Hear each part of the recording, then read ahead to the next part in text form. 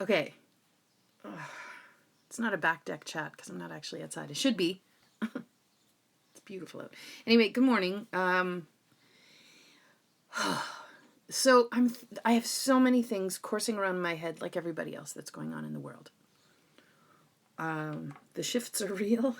The requests to be better humans has always been there, and we've always so very conveniently, I think, for many of us, gone, I don't have to.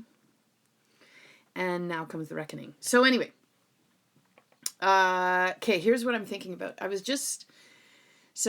have quite a few clients on the go right now, which is very exciting. And that's my most favorite part about working.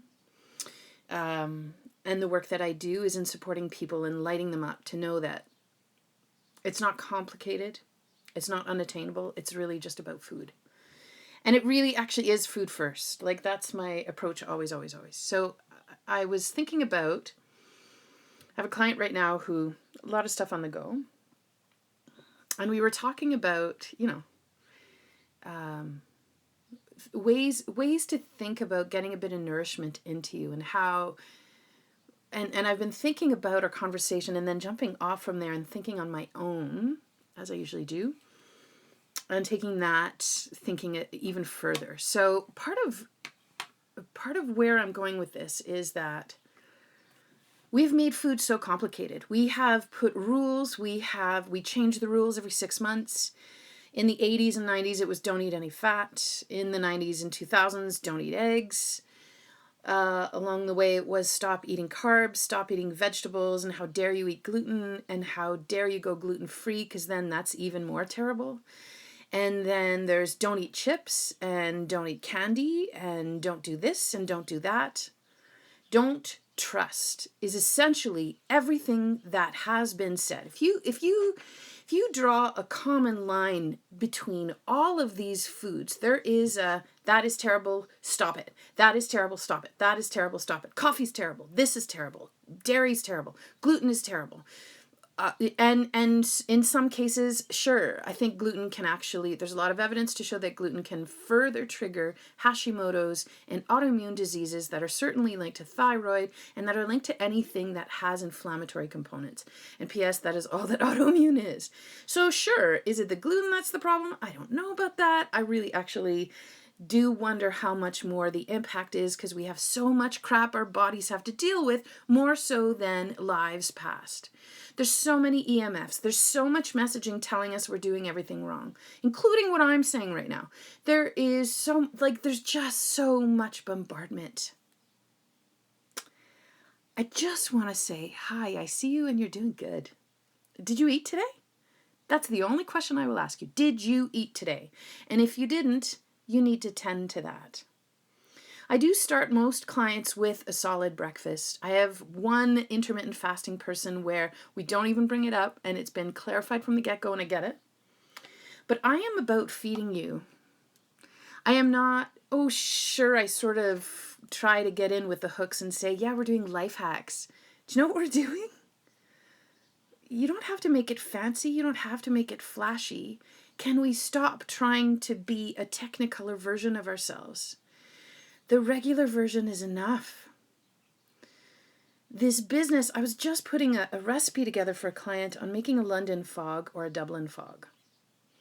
So London fog, traditionally, it's a fairly new invention, but it's like Earl Grey tea that you steep. You steam some milk on the side, you add a splash of vanilla, and then you mix it together. You pour your hot tea over top of the steamed milk. And it's super delicious, really indulgent, quite satiating. So this is for a person who is having a really hard time getting food in her belly until 3 o'clock in the afternoon. And the end result is that this poor honey of mine is having mood stuff that's going on, is having some blood sugar balancing issues for sure, because there's no food in her system until 3 o'clock in the afternoon. And sometimes earlier, but under duress, because this person's not hungry. And I get it. Of course you're not hungry. Do you want to know why you're not hungry? Because your hormones are off. Yeah, you should be hungry when you wake up. And if you're not, then sure, there could be some intermittent fasting into it. Whatever. That's a whole other kit and caboodle that I don't deal with. And I send you out to my really good friend and colleague, Tracy Reed, because she knows what she's talking about and I don't. And I'm not interested in doing intermittent fasting. I tried it myself and I made things way worse for myself. And I can't take that responsibility for others. So anyway, back to this sweetheart of mine. So I was putting together this recipe and I was like, this is really indulgent. And I was thinking how, like, I have to make it sellable.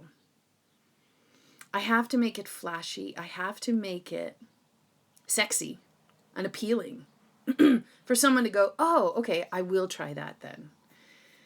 This honey of mine is not willing to really try many foods, and I get it. There's so many rules and there's so much that we've said that's terrible and wrong. But I challenge that. What if we actually just eat food and that's enough?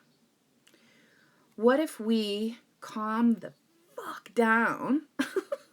Yes, I mean it that strongly. What if we actually just take it easy a little bit?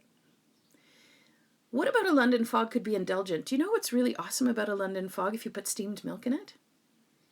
Yeah, if you're anti-dairy, then you can go somewhere else because this is not the account for you.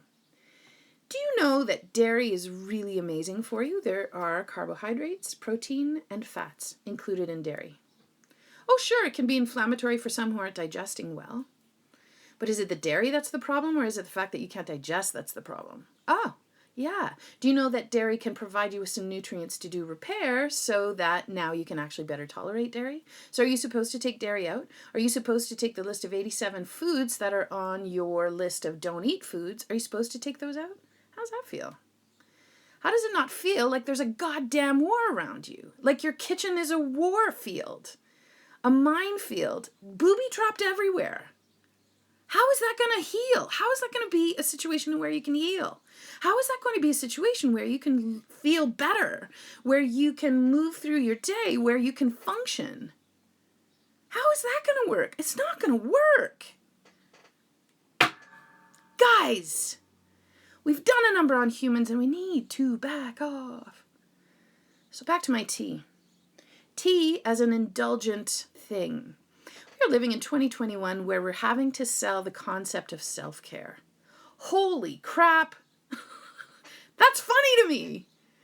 I always rolled my eyes when the concept first started showing up 10 years ago. Oh, another thing to do on my to-do list. I suppose, yeah, but do you know what? Actually eating is a form of self-care. If we need to really micromanage how we move through the day, oh, for fuck's sake, let that go. Sorry about all my swearing today, but I am done with humans. I am done with the rules. I like enough. Food is just food. Yeah, there are some that can drive more inflammatory stuff. Yeah, I can point those out if you want. They will inflame. The stress of knowing how much they inflame will also inflame you. So now you're doubly inflamed by those foods. Saccarino, no thanks.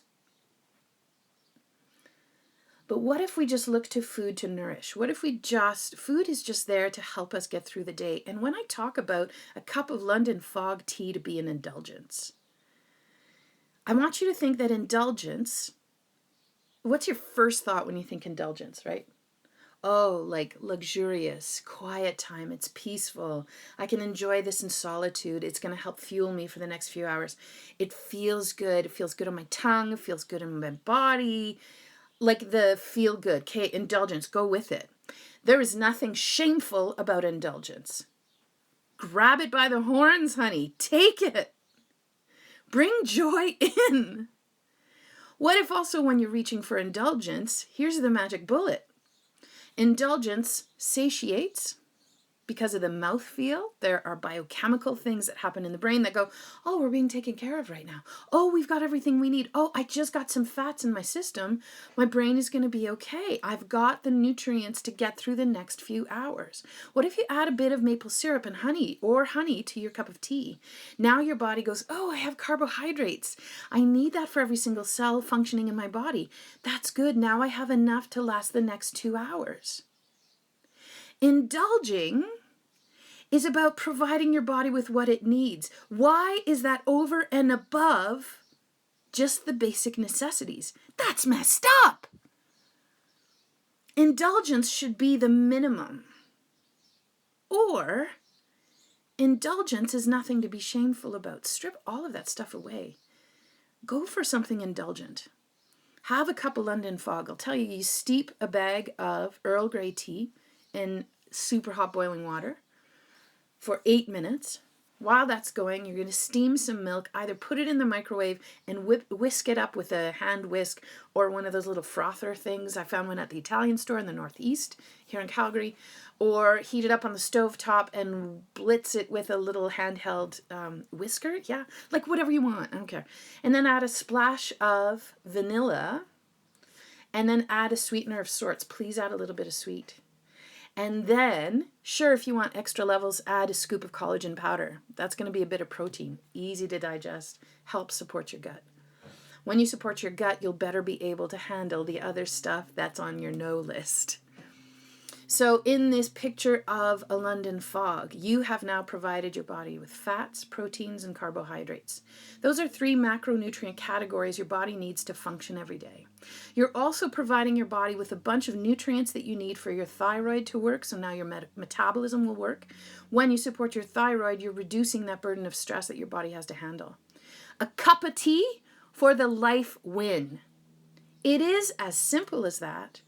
If I have to sell it with a goddamn sticker that says indulgence on it, I suppose I'm going to have to carry that. But also, can we calm the bleep down on this, like having to make everything Technicolor? I feel like we've got Dora the Explorer. Like if ever you watch the show, if your kids were little, my daughter's 16 and she was sort of just at the tail end of Dora. And like I couldn't watch it because nobody needs to talk that way. No human talks the way Dora talks. But everything was like this! You watch all the kids' shows right now. Everything is like this!